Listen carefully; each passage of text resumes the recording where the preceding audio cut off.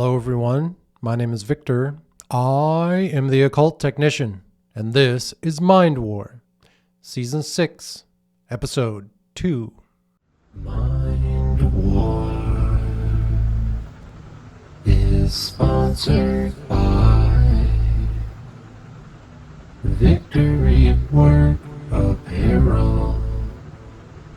Use promo code Mind War. Join the Mind War today. Enlist at patreon.com/mindwar. Now back to the show.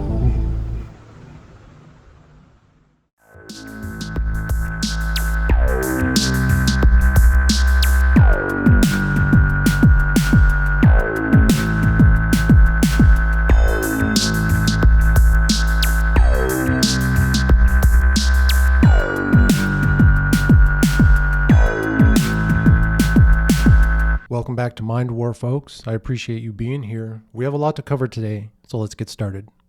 Folks, we're going to pick up where we left off in the analysis and assessment of the gateway process. In the last episode, we debunked the conspiracy theory that this was a CIA report on the gateway experience tapes. This was declassified by the CIA, but this was actually a Army intelligence report from the U.S. Army Intelligence and Security Command, written by Lieutenant Colonel McDonnell. We're going to begin actually diving into the report today with number one, the introduction. So let's see here. The gateway experience, brain hemisphere synchronization in perspective. Number one, introduction. In order to describe the Monroe Institute technique for achieving altered states of consciousness, aka the gateway experience, involving brain hemisphere synchronization or hemi-sync, the most effective way to begin is to briefly profile the basic mechanics which underlay operation of related methods such as hypnosis, transcendental meditation, and biofeedback. It is easiest to effectively describe what gateway is by beginning with a short description of those associated techniques that share some common aspects with the gateway experience, but which are nevertheless different. In this way, we can develop a frame of reference at the outset, which will provide useful concepts to explain and understand gateway by comparison as we proceed. Okay, so Lieutenant Colonel McDonnell is going to start this report by telling us that the first thing that we have to understand are the basic mechanics of hypnosis, transcendental meditation, and biofeedback. So let's go ahead and take a look at hypnosis number 2. According to the theories of psychologist Ronald Stone and the biomedical engineering models of Itzhak Bentov, hypnosis is basically a technique which permits acquisition of direct access to the sensory motor cortex and pleasure centers, and lower cerebral, emotional portions, and associated pleasure centers of the right side of the human brain following successful disengagement of the stimulus screening functions of the left hemisphere of the brain. Whew, okay. Again, hypnosis. The best way that I've described it is your body is asleep and your mind is wide awake. It's a beautiful feeling. We start with focus 3. That is where we get into the initial early layers of hypnosis. I think we can say that we are truly in a hypnotic state once we reach focus 10. That is where the body truly starts to get very relaxed, bordering on being fully asleep. The higher focus levels is when you start to get into those deeper layers of sleep. And you're going to notice it. You're going to start to hear yourself snore. You're going to hear or feel your body completely fall to sleep. You're going to feel the GABA glycine, that temporary paralyzing chemical that flows through our body as we sleep. You're going to feel it begin to flow from your glands all through your body. And when you do, you're going to visualize your body start to disappear. And that's when we start to move into the spirit body and the second state body, right? But again, I thought that was interesting because we are getting more in tune with the right side of our brain. We've talked about that so much that, you know, the best way to visualize it is when your left brain is still awake, but your body is falling asleep. Again, I've kind of said you're standing there in the darkness and there's this glass wall in front of you and you're looking through the glass at the darkness that is your right brain and going, what's over there, man? Let's explore it. And that's what we're doing. We're exploring the intuitive side of our brain. We're exploring where the animal instincts live. We're exploring where the mentor lives. That other spirit within us, that inner helper who controls us, who controls the physical body and the needs and desires of the physical. Those needs and desires are often at conflict with our logical left brain thinking, where we say we have work to do and money to be made and things we want to accomplish, but we're tired and we're hungry and we're horny or whatever the fuck's going on in our world, right? Whatever the physical demands of our physical body are forcing us to do that are distracting us from what our left brain logical thinking wants us to do, right? And that's what he's saying, that we have to disengage from the stimulus screening functions of the left brain. Okay? Again, the left brain, it's taking in all of the information from our senses that come through our right brain, and our left brain is logically putting them in order in different categories, understanding what is important, what's not, what we should fear and try to run from because we think it's going to harm us, or what we should gravitate towards because it's going to heal us and make us feel comfortable and happy. That's what the logic of the left brain is doing, okay? The left hemisphere of the brain is the self-cognitive, verbal, and linear reasoning component of the mind. It fulfills the function of screening incoming stimuli by categorizing, assessing, and assigning meaning prior to allowing passage to the right hemisphere of the mind. The right hemisphere, which functions as the non-critical, holistic, nonverbal, and pattern-oriented component of the brain, appears to accept what the left brain passes to it without question. Okay. So again, the left hemisphere, self-cognitive, verbal, our linear reasoning. That's our thinking, right? That's that side of the mind. It fulfills the function of screening all the incoming stimuli, like we just said, our 5 physical senses, and then it puts those into categories, assessing and assigning meaning to them prior to sending them to the right brain to then act, right? That's where we get things like self-control. You see some food that you want to eat. You take it in through your eyes, through your nose, maybe even take a bite of it so you get a little taste, right? You're feeling the crunchiness in your fingers and in your mouth and all of this stimuli. You really want it. You send those signals to the right brain, which is your body, and now your right brain is going, yes, please, give me that snack, whatever it is. I want more of it. It is making me feel better. But the left brain is looking at that snack and going, that is full of sugars and all sorts of things that are ultimately later on going to make me feel sick. So now that's where that battle begins, right? The logical brain looks at the unhealthy snack and says, we just can't eat it. But the senses that come in through your 5 physical senses, that stimuli, it's sent to the right brain and the body says, give me more of that junk food, I don't care.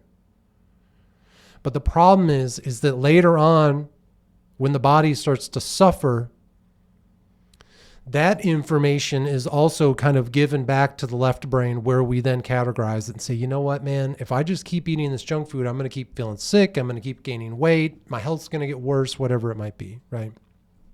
That's kind of what we're talking about here. And again, it says linear reasoning. I just wanted to make note real quick, again, from the last episode when I met the mentor. And he talked about reincarnation being in physical form. I truly did see, and this is one of the few things I saw during the last tape, was when the mentor was describing to me, because again, the narrator was saying, ask these questions. What is the purpose of life? How many lives have you lived? I didn't see all sorts of people that I've never met before, never known before, if that makes sense, right? Because again, we hear about reincarnation so often, and the people will be like, I was a king, I was a queen, I was this great sports hero or, warrior or whatever it is. And it's like, no, you weren't. That didn't happen, right? What I saw was my ancestors. Again, that part of us, the mentor, that inner helper, that's reincarnation. That mentor was reincarnated through the physical. It's the same spirit that came from my mother and father. It's the same spirit that was passed on through their mother and father. That is our connection. It's through our physical ancestors. Your physical ancestry is extremely important. Don't let anyone tell you that it's not. Especially if you are someone who looks like me. Your ancestry is very important. Maybe one of the most important branches on the tree of human evolution. Be proud of who and what you are.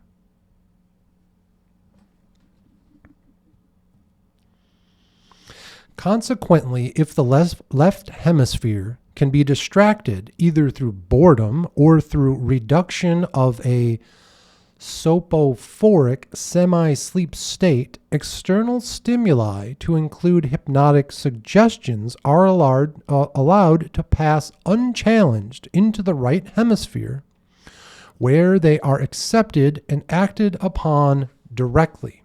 Okay. Again, if you can distract your left hemisphere through boredom or through reduction of the sophoric semi-sleep state, aka hypnosis, external stimuli to include hypnotic suggestions are allowed to pass unchallenged into the right hemisphere, where they are accepted and acted upon directly. Hypnotic suggestion can be parallel to brainwashing, can be parallel to mind control. That's not what we're doing here in the Mind War, folks. We're not doing mind control. We're not doing any of that type of stuff, okay? It's not what it is. There's no hypnotic suggestions that I've found in the Gateway Experience tapes that are detrimental to physical or mental health, okay? There is nothing in here that is telling us to go do things that are unlawful, inappropriate, anything like that. Everything that we've heard thus far is about healing the mind, body, and spirit. And now we're helping others, okay? When the narrator speaks to us and we are in a hypnotic state, it is not unconscious hypnotic suggestion. We are consciously, purposely listening to the tapes for a reason. We want the information. We want the experience. Okay? It's not being done underhandedly in any way. It doesn't mean that we can't use these techniques in an underhanded fashion in other programs, other projects, other missions that we may be on, but that's not what we're talking about here. But if that's something that you want to do, of course, I want to hear about it. The result may involve an emotional reaction originating in the lower cerebral region, sensory motor responses requiring involvement of the cortex, and so on. Both the sensory and the motor cortices of the right cerebral portion of the brain contain a sequence of points known as the homunculus, which corresponds to the points of the body. See Exhibit 1. Okay, Exhibit 1. I'm going to put that up on the screen for you here. Okie dokie. I see what looks to be a breakdown of the brain. I'm going to let you folks, if you need to pause it and kind of zoom in on what we have here. It's very difficult to read this facsimile, this copy here. The motor and sensory cortex and the third lateral ventrices. You know, folks, we're not going to dive too much into the anatomy of the brain. I think I might look at this a little deeper after the show here, but I will say this. While you're going through this program, as you're doing additional studies on your own, go to Brain Anatomy 101. I think that's what I need to do also. Get a better understanding of the physical brain and what we're actually working with up there, because we're dissecting the theoretical parts of the brain, right? This idea of left and right brain and what their purpose is and all that stuff. We're not really dealing with the mechanical and the material side of the brain. So that's going to be important to learn a little bit more about. Stimulation of the corresponding area on the cortex causes intermediate response in the associated portion of the brain.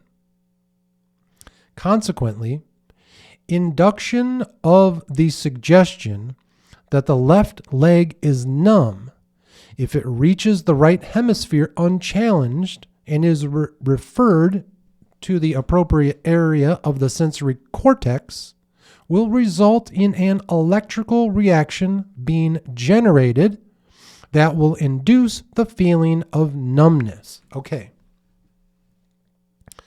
So as we get put into this hypnotic state, again, we are consciously allowing the body to fall asleep. I think that's where he's getting at here. What we're also talking about here is that hypnic jerk. We've talked about that before, where as you're falling asleep, you start to dream that you're falling and your body feels like it's falling. You get butterflies in your stomach. You're not actually falling, but your mind believes the signals that are coming into it through the dream,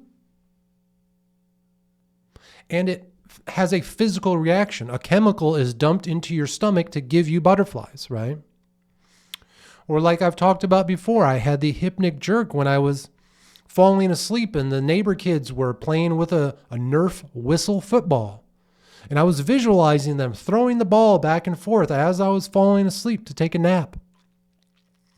And as I was just about to fall asleep, I heard that ball whistle, and in my dream, I was the one throwing the ball, and my arm jerked so hard it woke me up. This was an example of the mind in a dreamlike state reacting in the physical. The physical body reacted to what the mind was presenting me, even though it wasn't physically occurring. It's an odd place to be. It's that area, that black and, where it's not black and white anymore. We're not awake or we're asleep. It's this gray area. It's what we talk about when Robert Monroe says that through the gateway experience, we are walking right up to the edge of life and death. We're dipping our toes into death.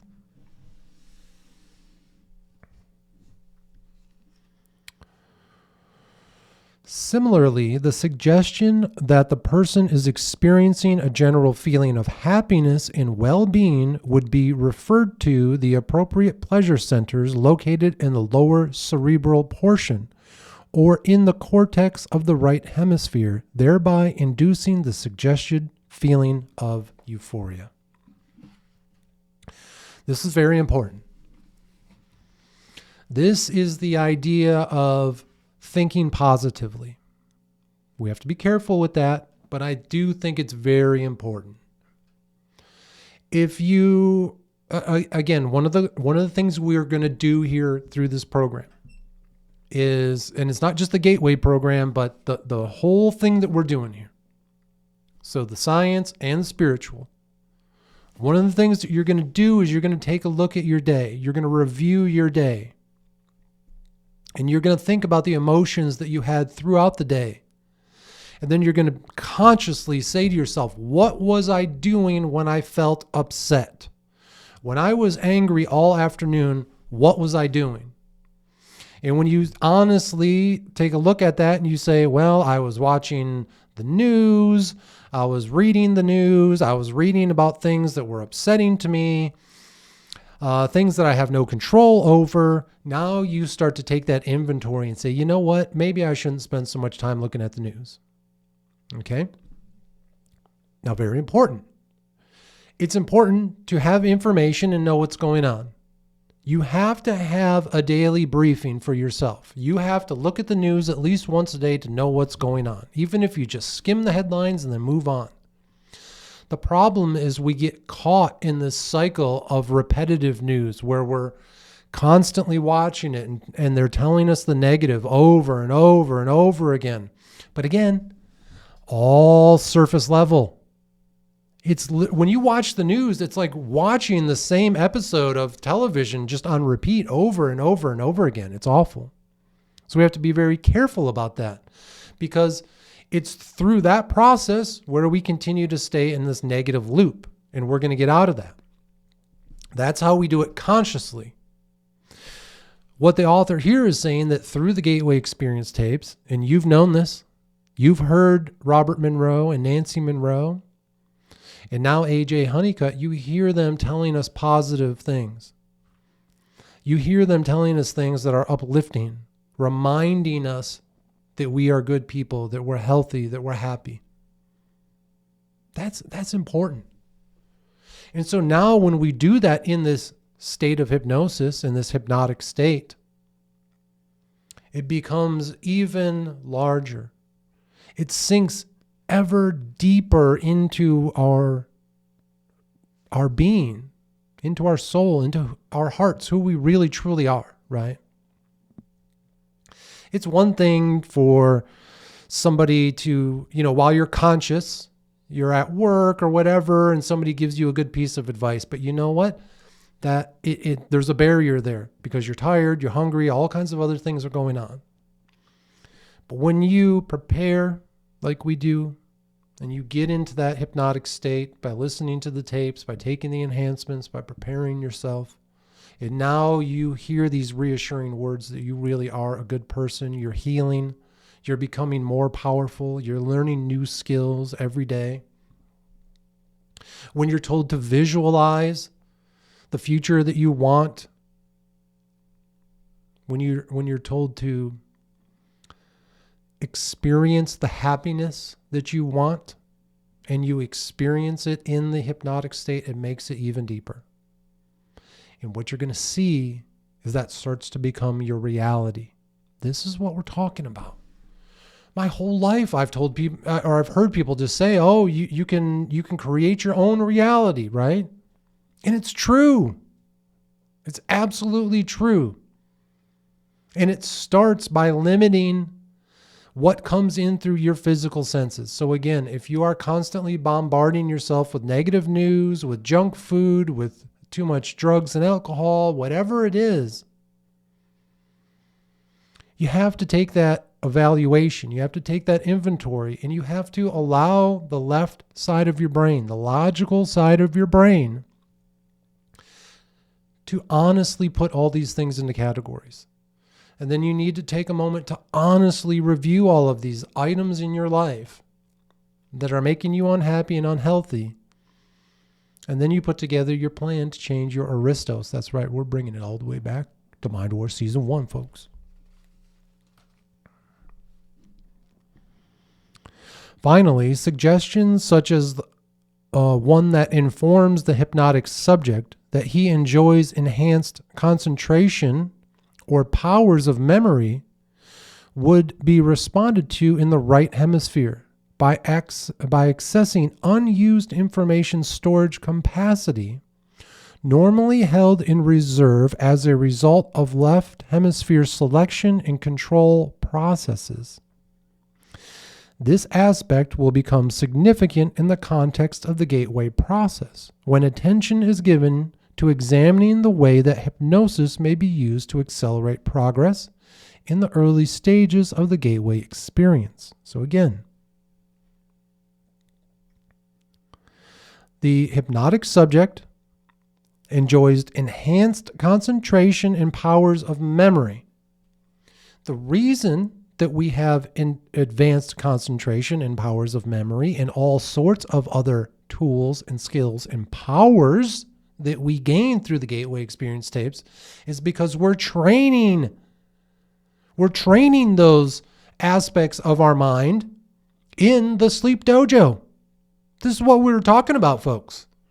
This is what we're saying. The sleep dojo is our training center where we train on new tools and skills that we practice in the abyss, in the darkness, in the upside down world of Stranger Things. That's where we do that work.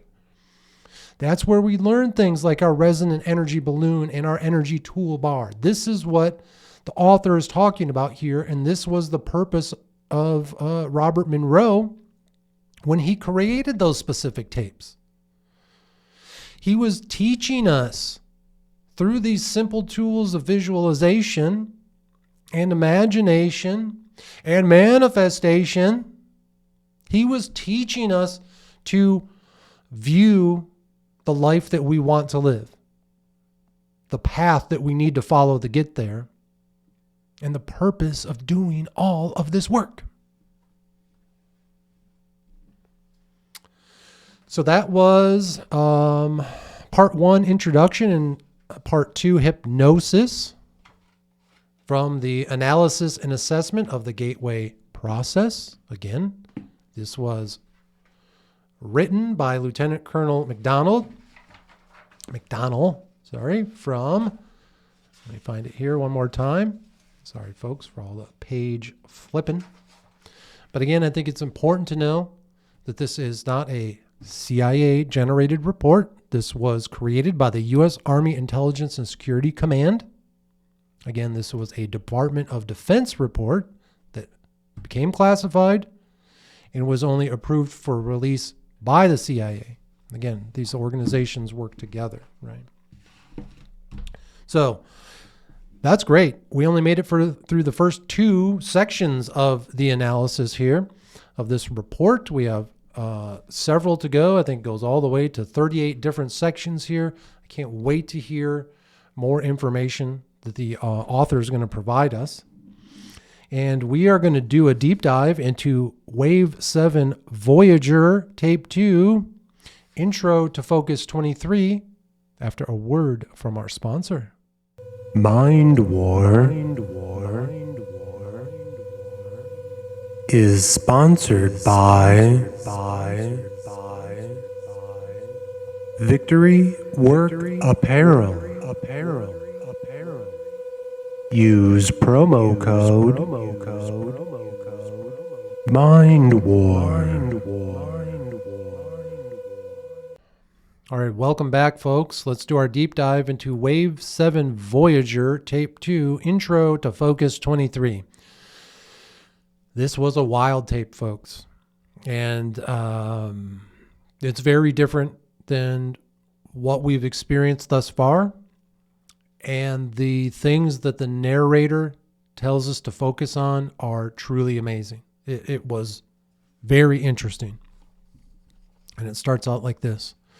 The purpose of this exercise is to introduce you to Focus 23, the transitional reality of those who have detached from physical life. Get your body in a comfortable position so that there is no stress or strain. Do this now. So now that we are prepared, we then move into Focus 10, move to Focus 12 and Focus 15, and then we move into Focus 21. That's as far as we've gone so far, but this again is the introduction to Focus 23. So it says, now you remain comfortable and calm in the freedom of Focus 21, and you carry all of this with you as you move part of your consciousness into Focus 23. Part of your consciousness. This is wild. Again, Focus 21, the way I've described it, it's almost as if your physical body comes with you into layer 2, this second layer that we go through in the out-of-body experience. And you break through this barrier, and then it's like, boop, your physical body kind of lands on the floor of Focus 21, this level 2, right? Locale 2, sorry folks. We get into locale 2. We're laying at the bottom. This is that dreamlike state where we can kind of experience and create things in our mind. And it says from here, part of your consciousness is going to go to Focus 23. It's almost as if you are then going to have the out-of-body experience from there. From the bottom of locale 2, now you start to have another out-of-body experience. Very interesting, okay?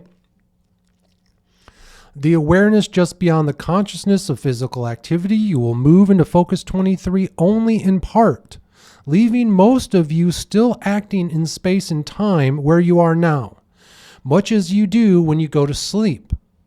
Thus, you can and will return whenever you desire, and you will remain calm and confident and be sure because you are always in control of you. And folks, this tape, whoa, there were parts where my legs were shaking.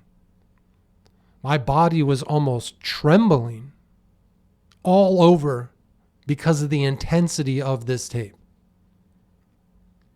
When you start the transition out of the physical body from Focus 21 and move to Focus 23, it is very intense. You will move beyond Focus 21 as I count. 22, you are changing, thus aware of time and space, and more aware of this other stay, so close to space and time, but you're not part of it. Relax and remain calm and serene. Feel in control, observe freely and comfortably in the heavily populated 22. Because of those who are here, only a very small portion are conscious as you are now. Again, as we move through these new layers, here in Wave 7, we are now starting to come in contact with other spirits. Not our helper, not the 4 spirits that came and visited us by our side. These are just the spirits of people that are out there, right? Again, people who are asleep, people who are in a coma, passed out from drugs or alcohol, or another variety of reasons that they are no longer conscious, right? We're going to start running into those people. And people who have already physically died. We go on. First, observe those who have altered their consciousness awareness through absorption of chemicals into their system or through injury. Not totally conscious, distorted in their physical awareness. Move among them to increase your understanding. You are in control, and they are not. This is where shit started to get wild. Okay. Going into Focus 21, it was the same as I've seen in the last several tapes. Again, the static white light of your spirit body, of your expanded awareness, is shooting out into the darkness. And now, as you prepare to move into 21, a tunnel of light is created in front of you. And it moves not just forward, but upwards. And then the narrator tells you it's time to start moving. And when it does, a purple, glowing, fractal stairway basically forms inside of this white tunnel, and it pulls you forward. And when I say it pulls you forward, there's no stopping it. It was pulling me out of my body. It was,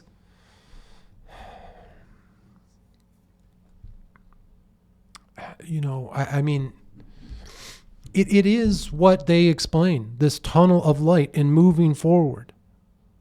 It's beautiful, but so intense. Not scary, but just,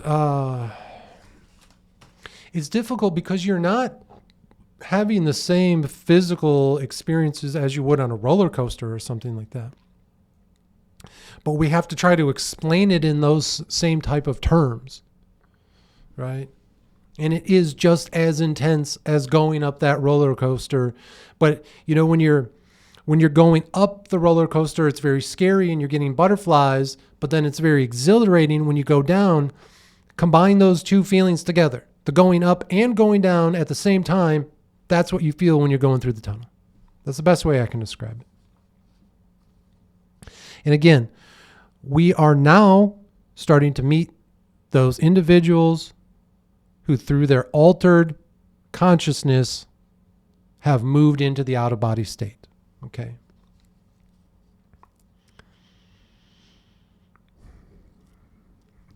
So, again, this was such a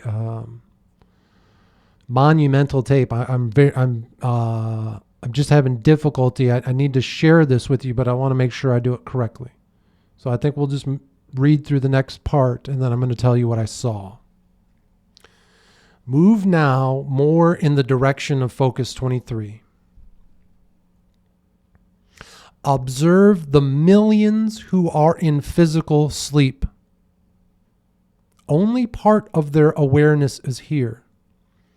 Perceive that most are not in control of what they are or what they do.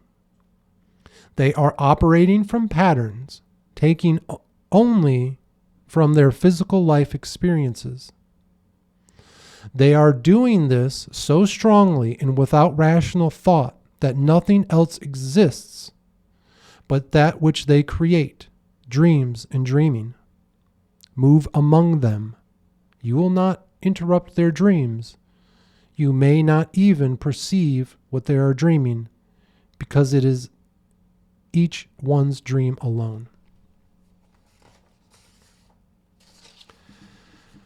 This is where things started to get real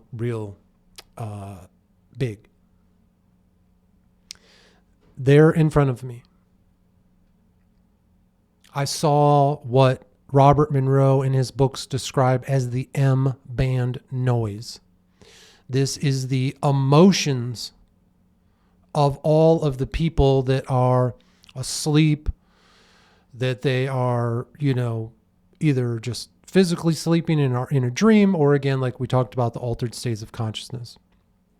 And this M-band noise was a lot like when you're watching a radio and you have all the different sounds and everything kind of jumping up and forth, and the digital, I wish I knew what the words are. I'm looking at one of them right now on the laptop screen. But the visual reminders of how loud things are, right? And it's this white static, and you're seeing it just up and down. It's going up and down, and these are the people's emotions, and it's getting so bright and so intense, okay? And then he says, start to observe the people. And when he says that, out of this white light in front of me, as far as I could see, the silhouettes of the spirits start to form. They are just like when we look at ourselves in the living body map, when we look at ourselves in the mirror, it's silhouettes. You're going to see the silhouette of these people. The silhouette isn't black, though. It's glowing purple. Okay? Glowing fractals purple. That's what the shadow of these people looked like. But the outline was the bright white static electricity energy flowing from them. As far as I could see, the individuals, I could see them all. All of their silhouettes, the purple fractal silhouettes and the white, bright, intense, emanating energy that's coming off of them as far as I could see.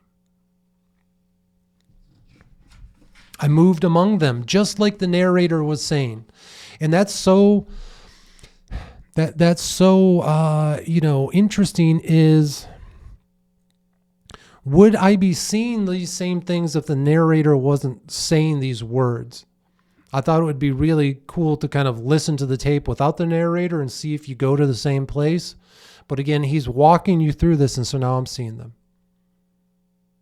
As far as I could see, the silhouette of all of these people. And now we start to get a deeper understanding of who they are. It says, move on to focus 23. 23. Focus 23. The transitional reality of those who have detached from physical life. Observe, perceive. You can remain calm and strong because you control you, and you are still bound to physical life. You can return completely to physical life at any point you desire. You now fully understand in realizing that you are looking at the souls of people who have died. And when the narrator tells you to remain calm and strong, he doesn't say those words because he just wants to, lift you up and make you feel good. Because I told you there's no fear here in the mind war. I wasn't feeling fear, but I was feeling excitement and intensity and amazing and just what I was looking at and experiencing and realizing where I was and what was happening. It's monumental in your mind, and it's very difficult to understand it. It's very difficult to calculate it and realize what is happening and accepting what is happening.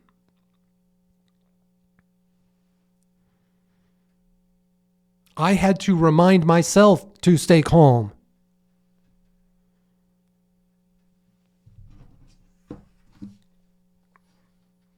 And now,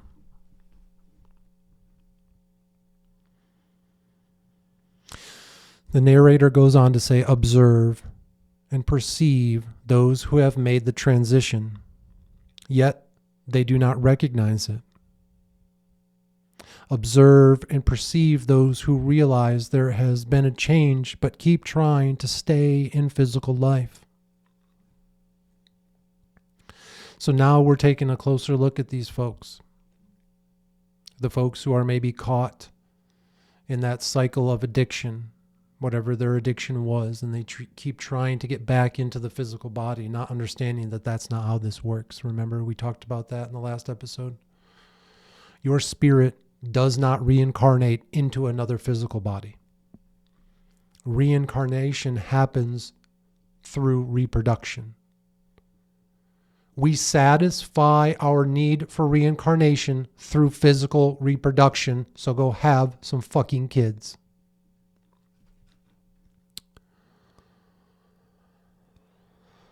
Observe and perceive those who were bewildered and lost because they do not know the meaning of the change. bewildered, lost, frightened, fearful, and angry. They do not know what to be or what to do.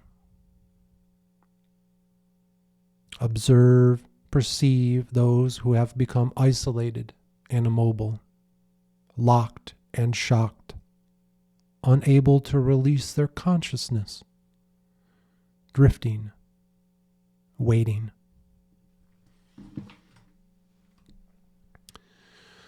When the narrator says those words, again, I am looking out into a sea of silhouettes in front of me.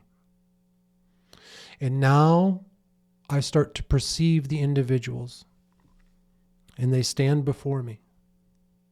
And out of the bright white light and the purple fractals that make up their silhouettes, I start to see their faces. The faces of the individuals start to form in front of me. The pain and the suffering and the agony, I see it on their face.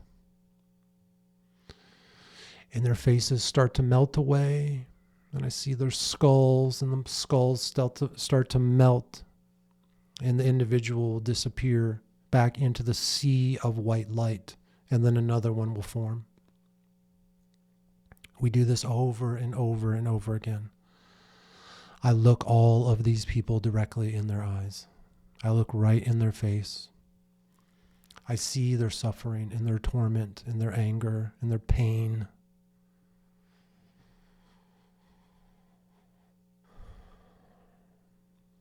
Now, so many people may have found themselves in a situation where they were feeling sadness, where they were maybe having empathy for those people. Trust me, I did. But there was no sadness in me when I looked out upon this crowd of people in front of me.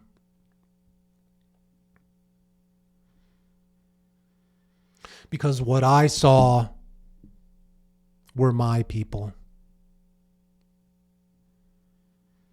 Throughout my work here, throughout my 7-year art project, we are just finishing up the 3rd year, moving into year 4.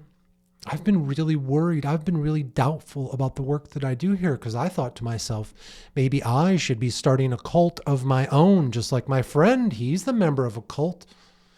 Why am I not drawing people to me? Why isn't my army being built right now? Where is everyone? I realized in this moment that the army that I'm raising isn't of physical human beings. I'm raising an army of the dead. These people, their souls, their spirits, they are my army. I will lead them into battle. We will get revenge and retribution on those organizations, corporations, and institutions that polluted their minds, poisoned their bodies, and corrupted their souls. We're not going to do it through violence. We're not going to do it through crime and all sorts of other nonsense. We're not even going to do it here in the physical realm. We fight the battles of the mind war in the abyss. We fight our battles in the mind war in the darkness. That's where we fight, and that's where we will win. We will hunt them down, and we will torment them. We will destroy them from inside their own minds. This isn't about physical retribution and revenge. That's for the fools. Because when you try to do it that way, you fall into their trap and into their systems. But that's not where we work. Mind warriors, citizen samurais, guerrilla gurus, and warrior monks. We fight our battles in the darkness. We don't do it here in the physical realm. Let me remind you of that. We will make change through the work we do here. Not out there in the physical world. That's part of it. I get that. I understand that. But in order for real change to happen, we have to do it this way. We have to do it in the mind. And that's exactly what we're going to do. We are going to rally these troops to fight the mind war. The spirits of the damned.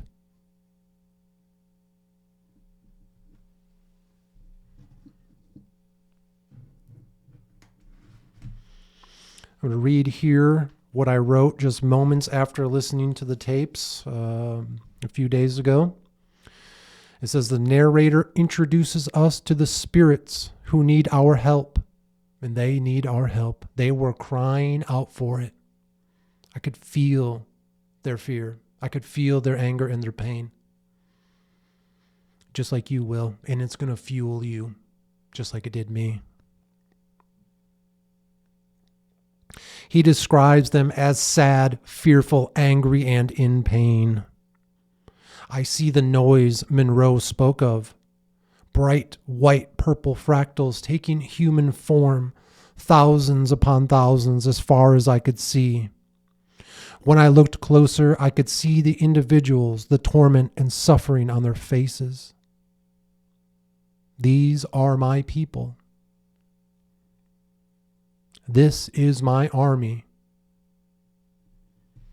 I am their leader. My name is Victor.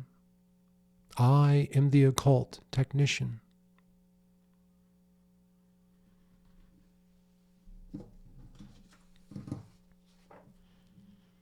We finish up the tape with this. Observe and perceive all of these in Focus 23, because here is the point of the many you can help. Become familiar, but only perceive and observe. Become calm, conscious, under full control. You controlled you so that you can come here again when you are ready to help. For now, serve only and know you are under full control of you.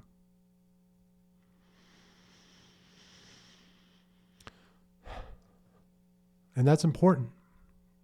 The narrator again here says, during this visit in Wave 7, Tape 2, we are only there to perceive and observe. This is a meeting. This is the introduction. We are being introduced to our army, our spirit army of those who have died. This is what MZOO talked about when he said the I there. This group of spirits who are connected to you and are desperate for direction. They're desperate for a leader. They weren't able to learn the things that we teach here in the Mind War. Because in their day, this type of stuff, this type of knowledge, this type of information, this type of training that we do here, it was considered evil, blasphemous, and anyone who thought about it or talked about it would be punished in the most extreme forms. They died not knowing what we know today. And they're lost, and they're sad, and they're in pain, and they've been suffering since their deaths because they don't know where they are or what they're doing because they were lied to. They were told that there's only two options, heaven and hell, and that's fucking lie.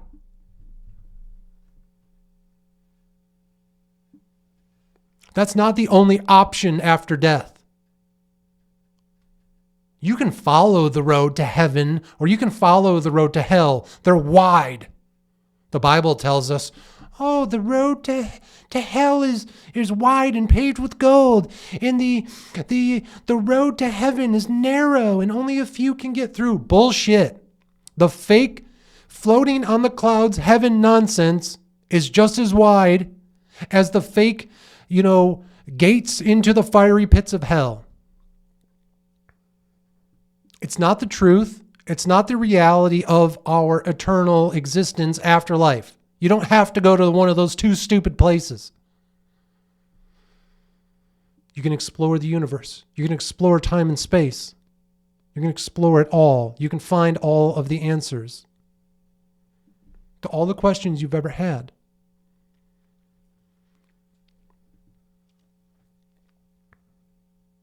It's exactly what we're running into in the real world today. We are quickly marching to a world that only allows one religion. It only allows one belief system. We are very close to it.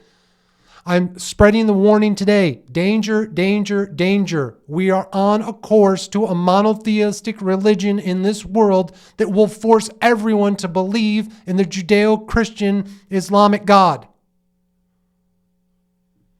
The one that MZOO said, he will stop you in the abyss and say, I am Lord and you must worship me, but you don't. MZOO has already proven that. He's already told us it's a lie and that we can move beyond it. This is what we're doing. This is why we fight so hard. We're not going to worry the same way Lieutenant Colonel McDonald did about breaking today's common belief systems. Our job is to destroy them because they've been keeping us under lock and key. They've been keeping us imprisoned in lies for millennia, for 2,000 years, the years of darkness. We are moving out of the age of darkness, the age of Pisces, the age of fish, the age of Christianity and Jesus and all the nonsense that went on with that story. We're moving out of that and we're moving into the age of Aquarius, the age of enlightenment. This is what we're doing. This is what it looks like. This is the battle. This is the difficulty. This is the mud and the muck and the mire and the blood that we find ourselves covered in.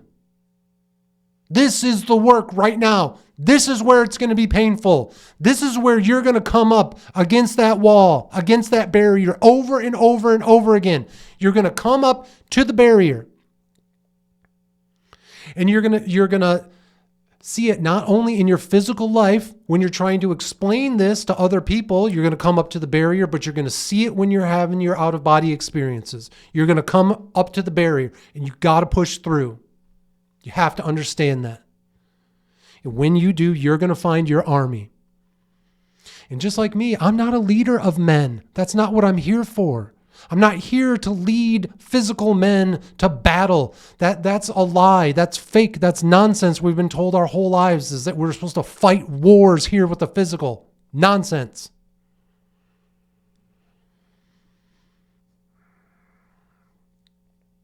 My leadership role is to lead the dead, the spirits of those who have already passed.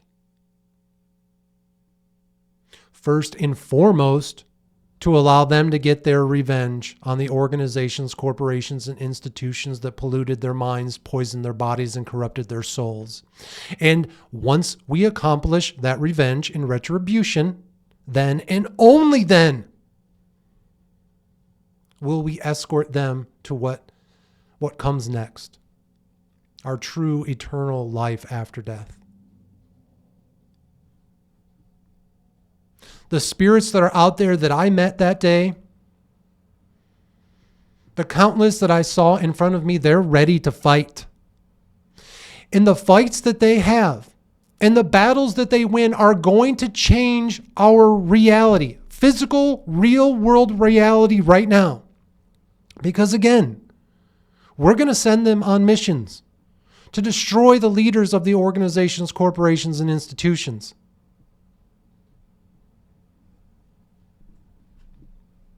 All in the abyss, all in the darkness, nothing here in the physical world. Save that shit for all the other losers. They can keep having their own stupid battles. We don't care about those anymore.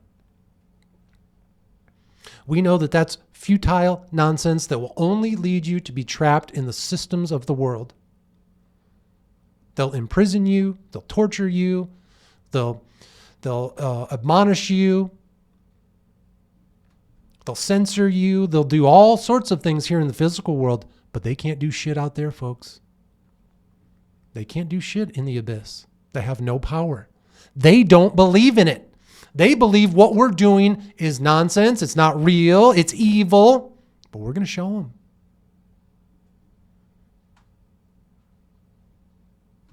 We're going to show them how all of this really works. And it's going to be beautiful.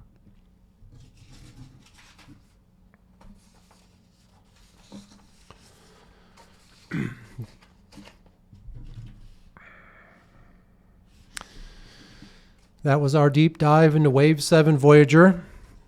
Tape 2, Intro to Focus 23. This has been a pretty intense start to Season 6. I expected nothing less in our final season of the Gateway Experience program. I believe that over the next few weeks, things are just going to ramp up and get even more intense than they are today. A quick side note, as I mentioned before, as an old man, I have to be very careful about overuse of the enhancements of psilocybin and THC. So during this last session, which I think you'll agree was a massive success, these last 2 tapes were a massive success. They worked way more than the other ones did in the past. And one of the things that I did is I didn't take the normal, what I call a Gen X Jello shot, which is a higher dose of THC and psilocybin that I was really, physically able to deal with, right? It just, again, as I get older, I have to be careful. So during listening to this tapes, I took a smaller amount of psilocybin.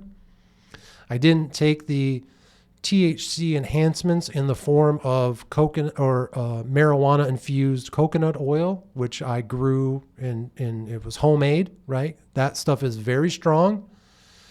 I took just a small amount of psilocybin powder, which is just dried in powder form of the magic mushroom. I'll teach you all about that in the next season. I took a smaller amount. I took a few edibles that I get from the local dispensary, and then I smoked a little bit of marijuana. I wasn't nearly as intense high as normal, and I think I found a sweet spot. It was very good. I also was careful not to overheat or be too cold this time, really right there in the middle. So these were 2 very successful tapes.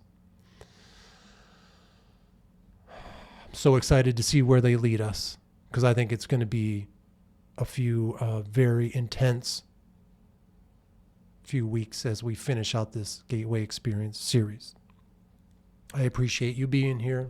And as always, remember, folks, harden your hearts and open your minds, because this is Mind War.